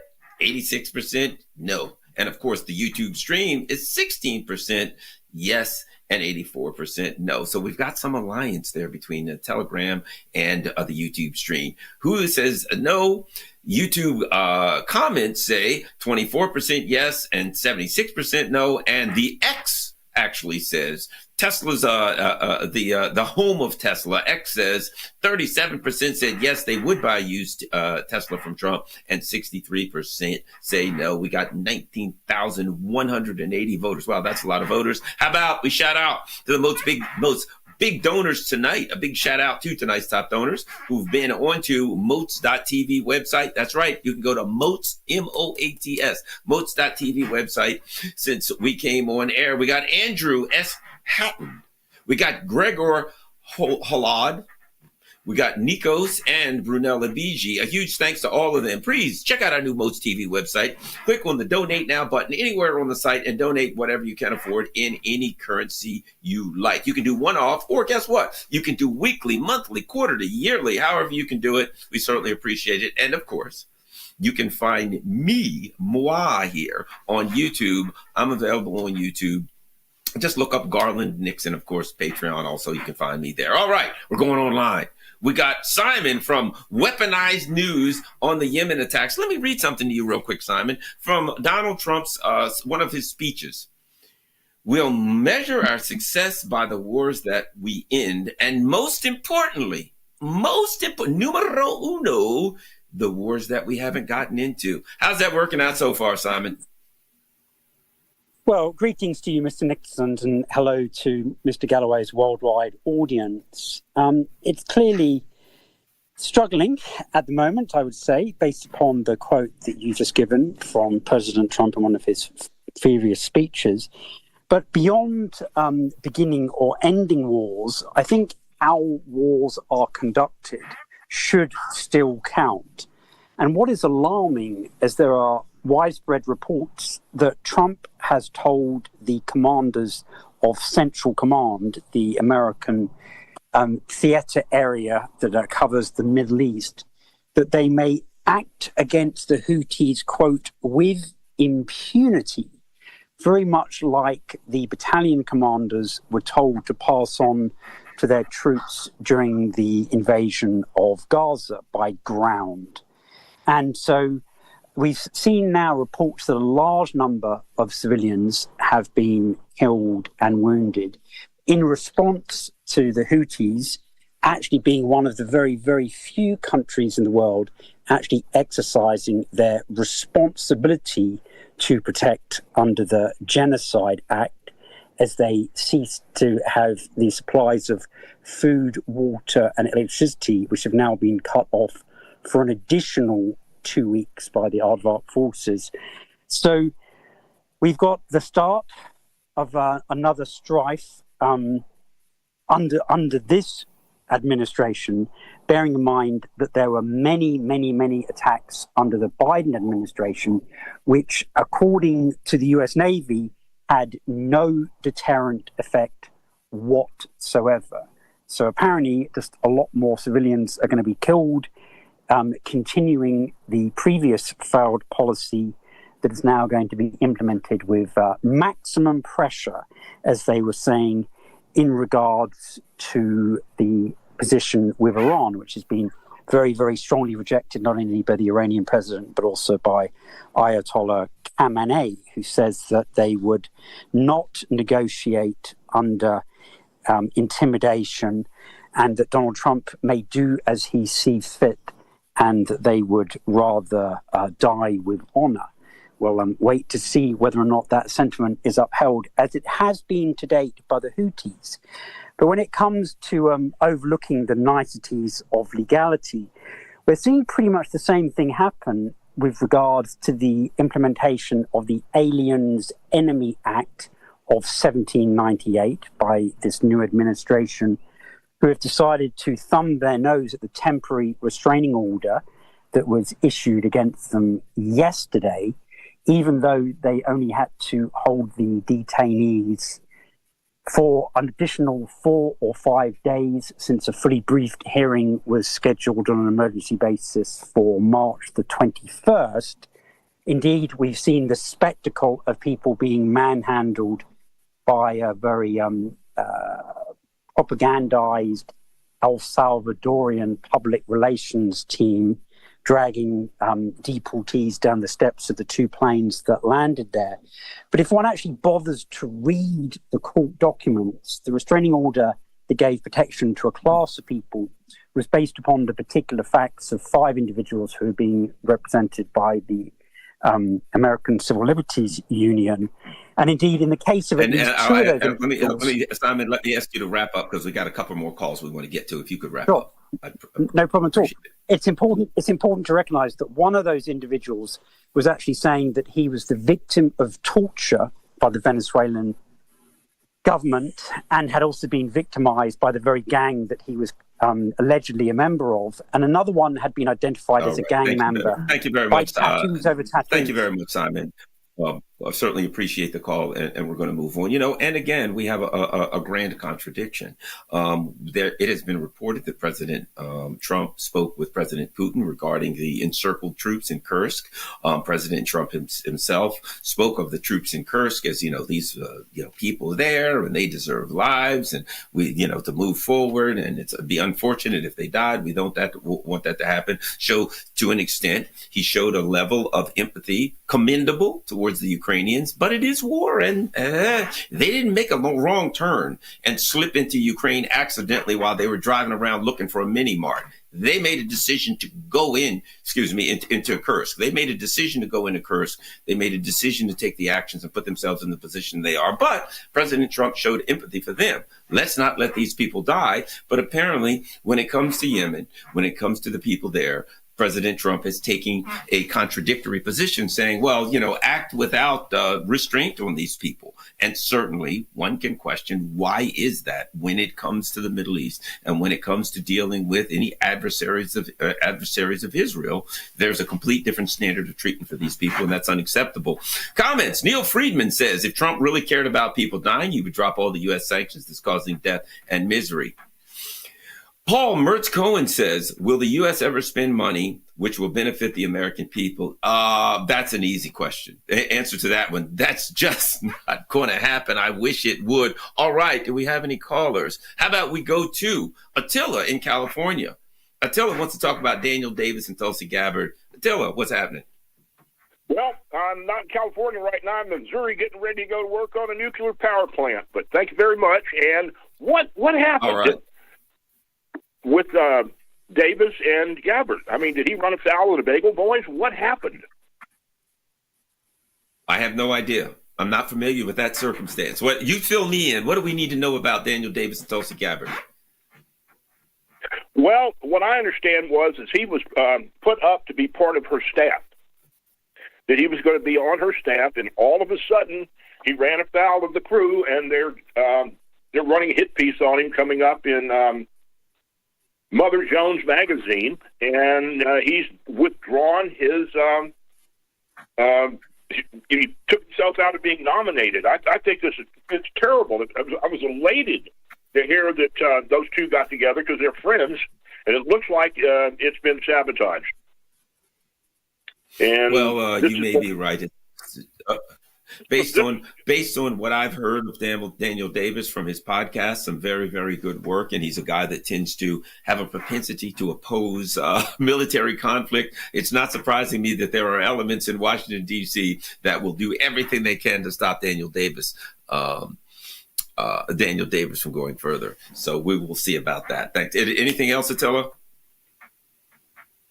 Nope, I guess we don't have Attila anymore. All right. In that case, go ahead, Attila.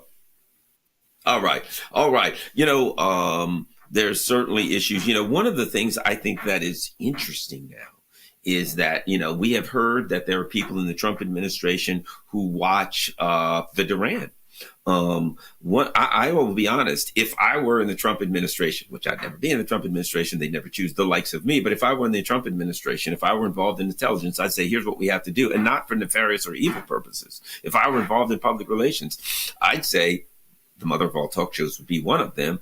We'd have to have a team who watched online, who looked at the various podcasts, who ranked the various podcasts, who looked at the various people that they have on them, that would have to monitor them. Because the fact of the matter is this: citizens are walking away from mainstream media. They've had enough with mainstream media, and they're going to podcasters like me, Garland Nixon on YouTube. They're going to MOATS. They're going to Jimmy Dore, Danny Highfong. They're going to, here's one that you might not have heard of. Every now and then you find one and you're like, wow, that one's just starting to grow. There's one called Conversation Among the Ruins. That's what it's called. Conversation Among the Ruins. I've just started watching. And apparently there's this son, and his dad, I think, is really, really smart. And the son just says, hey, you got to listen to my dad. I started listening to it, and I'm like, man, that guy's really smart. One of my favorites. All right, let's go to Matt in Portland. Matt, I've been to Portland one time, a very interesting place. What's happening, Matt? You want to talk about Trump and not Ukraine? Much.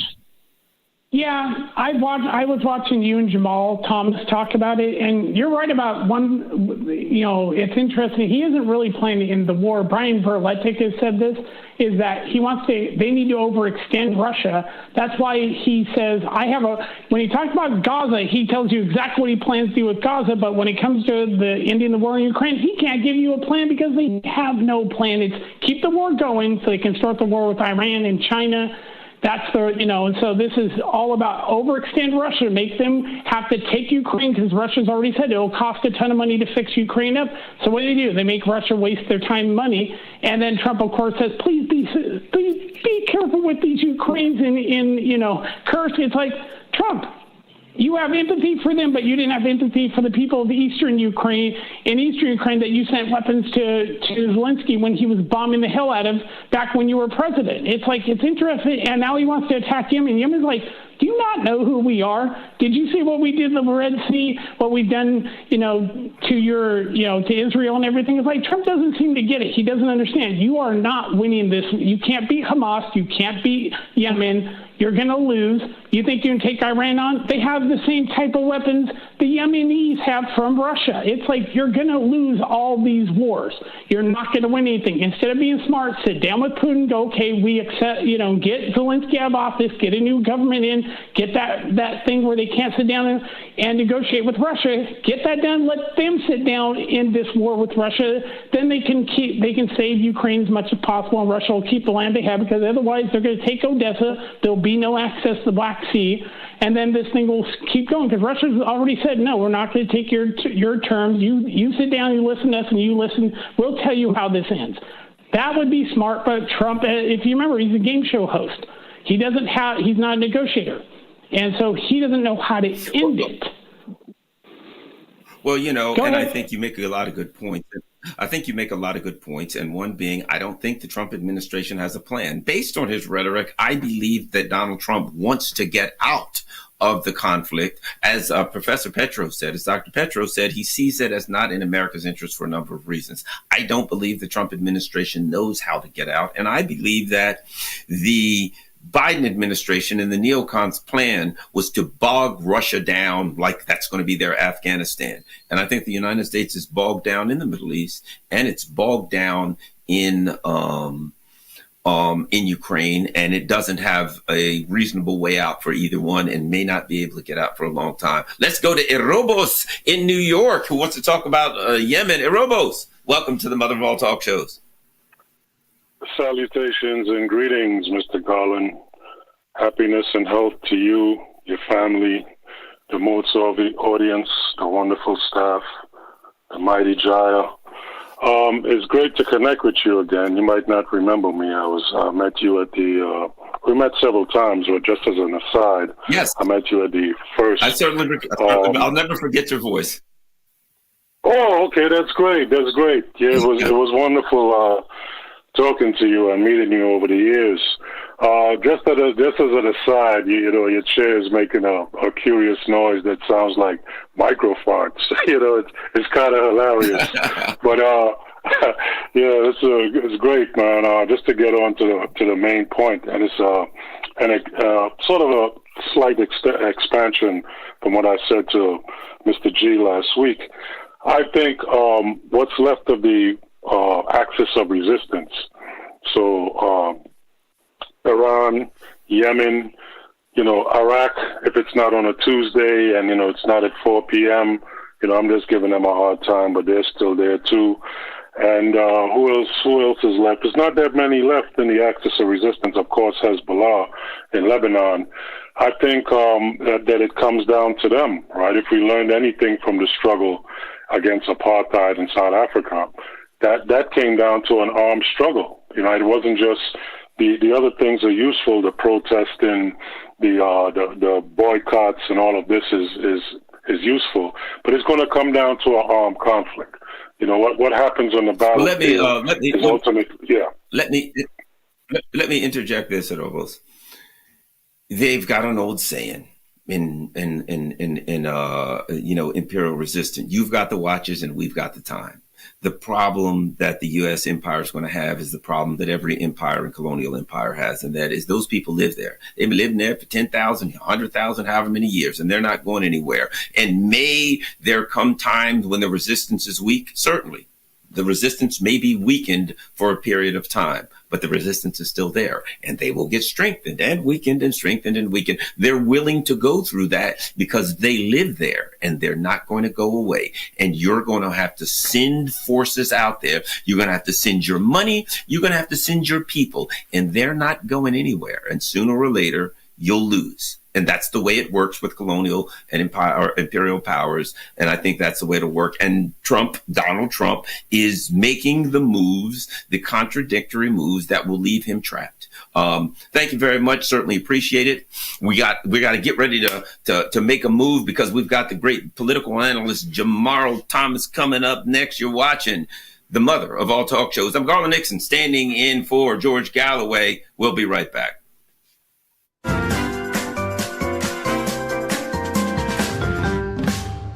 And it's a very, thank you for, I'm a big fan of your show, Gigi. Great debate, great. And I'm Scottish. I'm very passionate about what's happening there, I had a great mom. She was Scottish, Mary McLeod. She taught me well. She taught me well at everything, including golf. I love Scotland, and I love the Scottish food. It's great food. I said to Melania, haggis. Look at that. What's more Scottish than that? Me. I am that haggis. She said, what, thin-skinned and full of crap? You are listening to the mother of all talk shows with George Galloway.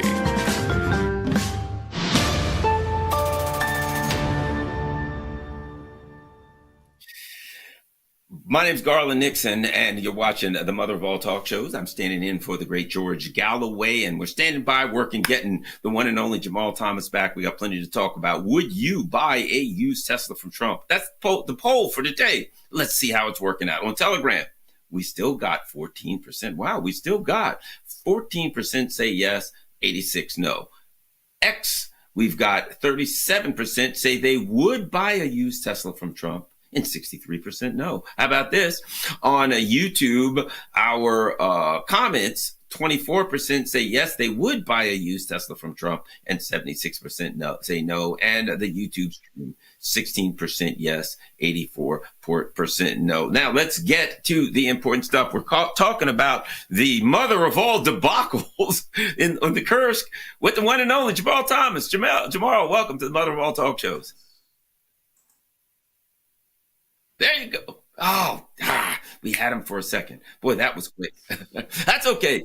We're going to keep working on it. We'll have him back soon. One of the things. Oh, there we go. We got you there. We got him again. He's got a very mysterious look on his face, but I think he's got big plans. Can you hear me all right, Jamarl? Nope, not hearing me yet. Okay, well, we'll keep working on it. What we're talking about is, they're going to get it straight. What we're talking about is Kursk. And we've got some major issues here, and I'll tell you why. A couple of things. The planning for this, as I understand it, was some British planning, some Americans planning. So the Americans have made a plan for what has ended up being a debacle and will cost unthinkable thousands of lives here, unthinkable thousands of Ukrainian lives. And here's the way I see it. If I'm gambling with my money, and here's the problem with proxy wars, I'm going to be very, very reticent. Hey, Garland, are you in for the next hand? Are you kidding me? I already lost $100. No way, I'm out, right? If it's my money, I work for that money. I earn that money. If you are the president of a country and you're taking action, military action, you have to be concerned about the people back home. I've studied Abraham Lincoln, and Abraham Lincoln had problems at one point. They were losing a lot of battles. People were making all kind of noise. In fact, one of the reasons that Abraham Lincoln said, no, this isn't about slavery. This is about keeping the Union together. If you look at what happened during that time, the reason Abraham Lincoln said that, because he was getting heat. They were losing a lot of battles, losing unthinkable amounts of soldiers, and the people in the North were saying, hey, is this really worth it to save slavery? I'm losing all my kids here, right? In hindsight, we may look at it and say yes, whatever the case may be. But at that time, They were losing their sons.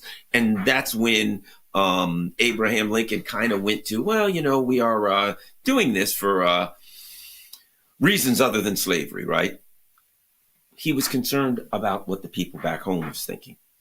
That's the problem with a proxy war. The people in Europe, the Brits, the Americans that planned this cursed debacle, you think they gave a crap about the Ukrainians? They are cannon fodder. So what happened? They're like, I got a great plan. We'll take all these Ukrainian soldiers and we'll send them into Kursk. And it's like, and then what? Oh, maybe they'll die. Maybe not. I don't know. Who the hell cares? They're not our guys. Send them in there. What did they need a plan for? If they were members of the British Crown, they'd have had to be concerned. Oh boy, if I'm Keir Starmer, I got to worry about that. People are going to be mad if I throw a bunch of guys from Wolverton to the Wolves. If I'm Trump, I can't very well do that, or Biden, because they're really going to be pissed if all of these people from Schenectady and Sheboygan end up chewed to shreds by Russian artillery. Probably don't want to do that. But if they're Ukrainians, you just get more Ukrainians. That's the way they look at it. That's what's pathetic. People like us have concern for the Ukrainians. Do we have Jamarl? No. Okay, that's okay. We're still working on it. And by the way, it's possible because there are a lot of really bad thunderstorms down this way right now. We have been fortunate, but he's a little further south. So who knows? We hope to get him on. But that's where we are. We're at a point where the truth about this conflict is coming out in Kursk, that the lives of the Ukrainian soldiers were recklessly wasted, where the people who are running this war showed a reckless disregard for the lives of Ukrainian soldiers. They showed a reckless disregard for the entire country. Imagine how corrupt and evil you have to be to look at an entire country, not as a civilization, not as human beings that have a right to a life, but to look at that country and say, that country over there, we really don't like them. And they got a lot of really nice stuff. We'd love to steal it. I got a plan. We'll take this country full of 30 million people. We will weaponize it. We'll let them walk, goose step all over the place, wearing the iconography of the Third Reich tattooed all over their bodies, carrying dog-eared copies of Mein Kampf. We will encourage that. We will actually inculcate those people into the government of this country to make sure that they really, really, really hate the Russians. And when they hate the Russians enough, and we have them so angry and so emotional that they'll do the stupidest thing that any human being could have ever imagined, we'll say to them, you see that country next door to you that's that 26 and a half times the size of your country? Yeah. We think you can take them. Yeah, it's going to be a little tough. Don't get me wrong. Did they defeat Napoleon, Charles XII, perhaps Hitler? Yeah, okay, yeah, they can fight pretty good. But trust me when I tell you this, we're going to give you some javelins, some used tanks, a couple of F-16s that we mothballed 20 years ago. We'll throw them into your country. You couldn't possibly go wrong. You'll never lose this one. And now 10,000 of them are surrounded in the mother of all debacles. And the best we can do. Now, think about this. Did we say, we got some more wonder weapons. You can fight your way out of it? No. The truth has come home on the battlefield. The best we can do is Donald Trump can pick up the phone and call Vladimir Putin. Remember the guy who's the evil guy who just woke up one day and decided to kill all the Ukrainians? He can just pick him up and say, hey, can you give these people a break? And that's not the way war works. Let me ask you this. If the circumstances were reversed and the Ukrainians had, 10,000 Russians surrounded anywhere, which ain't going to happen, do you think there's any way that they would catch a break? I think we might have Jamarl Thomas. Are you there? No, we're working. We are working. Wait a minute. Wait a minute. I see. Jamarl Thomas, the one and only. All right, let's get going. We got 10 minutes or so left. So, Kursk. Excellent. What a disaster. And the best they can do, Jamarl, the best we got now is to call President Putin and say, please let him go in a war, which that's kind of not the way any war I've ever heard of worked throughout the history of humankind. And then Macron steps up to the plate. He ain't having that. Macron's like, look, step aside, Donald. Let me show you how this is done. Vladimir Putin, I demand that you let him go. And Putin's like, okay, yeah, sure, fine. What are we to make of this? What are we to make of this, Jamarl Thomas? Yeah, Putin's like, who are you? Who are you? Why are you here? Why are you talking to me? It's fascinating, right? Like Trump, like all of these generals. I mean, people need to remember, all of these generals on CNN were screaming at how great this was. Oh my God, Zelensky has shown once again that he can stick it to the Russians. And people like you and myself were saying this is a disaster. It's like, yeah, you embarrassed them. Fair enough. Good job. But those people are going to die, or those people are going to be pushed out. And Putin immediately came out and said there will be no negotiations in regards to Kursk. And there will be no negotiations up to the point of Kursk. As you pointed out, Putin came out after Donald Trump effectively beseeched him. Please, sir, would you let these people go? He says, I'm empathetic. They can surrender or they can die. Now, he was far more diplomatic. Medvedev was the one who said, what he said, they will be mercilessly hunted down or something to that effect. And so the reality of it is that something that all of these people came out said was great. This is a fantastic idea. Has now led to their best troops being killed. What, 67,000, I believe, is the number that they gave for the number of people who have been killed. And the rest, whatever the number is, 10,000, 20,000, surrounded. And in being surrounded, have no way out. Hence, Trump begging for their lives. It is astonishing. This will be a psychological break on some level. Like, meaning the fact that they were so gung-ho about this, they're going to have to deal with that, like in a psychological sense, right? And what that means internally for Ukraine, I don't know, but it is not a good look. And as I think you pointed out, those people are going to be, if they surrender, thousands marched, into a prison camp. And Putin did tell them, yes, we'll treat them empathetically, and they will be treated to the, what we're required to in the context of Geneva Convention, with the exception of the mercenaries who will be treated as terrorists. This is a horrible look, to put it mildly. If they get that general order for surrender, oh man, that is going to be horrendous. But I agree. And if they don't, how about this? Go. No, please. If they don't, it's going to be horrendous. How about we do some comments? Number one, how about this? On YouTube, scan the QR code now and leave a comment on the YouTube stream. Keep it clean, and we'll read it out on air. #MOATS. Mole says, I still don't get why Russia released Azov prisoners who then went straight back to killing Russians. Well, they, and if you remember, there was... there were swaps for prisoners, so that happens. Number two, Esdeen M4 says 40 civilians killed in the latest U.S.-UK cruise missile strikes in Yemen, among them women and children. And Ufton Wood Jr. says, Garland and Jamal, an on-fire combination. Thank you very much. Well, the other thing is, how do you go back to the Russians are losing. I think Ukraine can win this. I mean, how do you revert to this narrative? You've been saying to the people of Europe, look, fair enough, you're losing your jobs. We're being deindustrialized. Our gas pipes being blown up by the United States. You're in Germany. You're running a little short of schnitzel. Your baguettes in Paris. You can't buy as many as you used to. Things are kind of rough, but you have to do this because these plucky Ukrainians can surely take the Russians. And they're like surrounded, begging for their lives. How do you go back to, I think they can take the Russians. Well, this has always been weird, right? Because under Obama, they said Russia's a gas station masquerading as a country. And then over the course of the war, Russia's run out of weapons, Russia's run out of missiles. This is a constant refrain. Simultaneously, oh my God, the Russians are going to kill us all. Like both of these things were existing weirdly enough simultaneously. Russia's going to take over all of Europe. Russia's going to kill everybody. Russia's going to take over Britain. Keir Starmer came out recently and said, Russia's in our airwaves, in our waters, and on our streets. Like, I don't know how you get both, but that's the argument that they consistently make. I think that argument is off the table. I think they're at the point of saying, oh my God, this is a 1 million-man military that has been killing and dying for the last 3 years, and we are terrified. Please, Donald Trump, save our lives. by keeping troops in.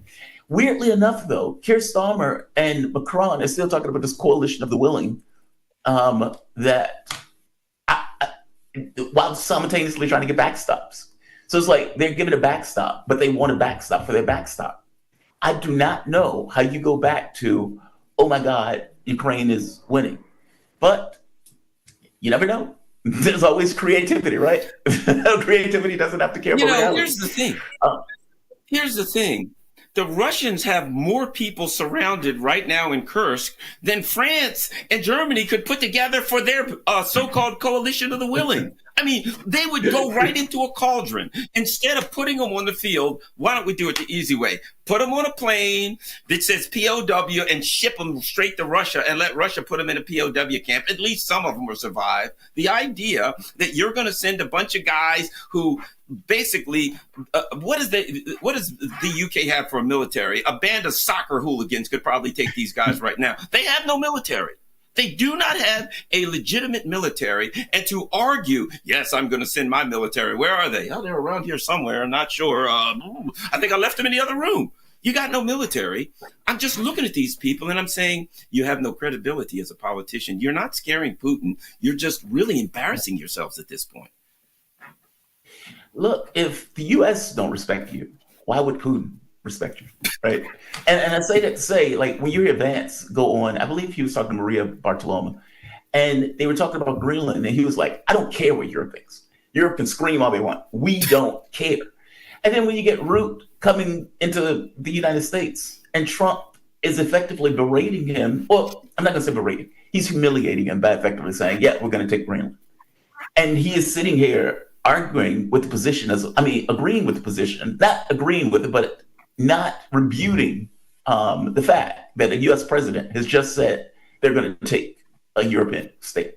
Like, this is outrageous. But this is the way that he deals with Europe. This is not the way that he deals with Russia. Meaning, they don't have hard power.